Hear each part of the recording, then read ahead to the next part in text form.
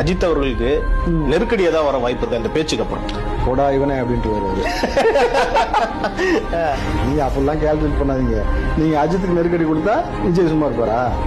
இதுதான் நான் உங்கள்கிட்ட கேட்கணும்னு நினைக்கிறேன். ஒரு பக்கம் வந்து வாரியர்ஸ் ஒரு பக்கம் செம்மையா பேசிக்கிட்டு இருக்காங்க. இப்போ வந்து அஜித் ரசிகர்கள் அவங்களும் உள்ள பூந்து அடிச்சா என்ன ஆகும்? அஜித் ரசிகர்கள் எல்லாமே அஜித்தோட ரசிகர்கள், விஜயோட வாக்காளர்கள். அஜித் ரசிகர் தாவேகா தொண்டை அப்படிதான் இருக்கிறாங்க இப்போ.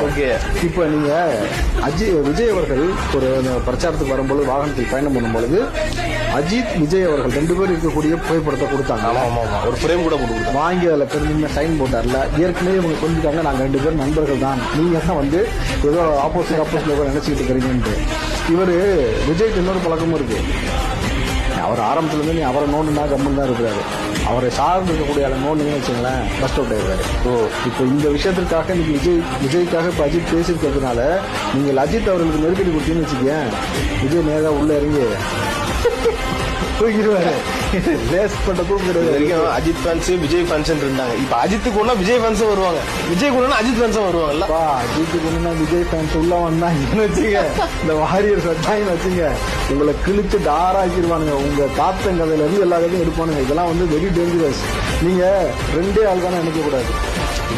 விஜய் ஒரு ஆளு, அஜித் ஒரு ஆளு, 2 ஆள் தானே. நம்ம இவ்வளவு பெரிய கூட்டம் இருக்கிறோம் அப்படின்னு தீர்ந்துக்காரன் தப்பு கணக்கு போட்டுறாத. 2 இமயமலை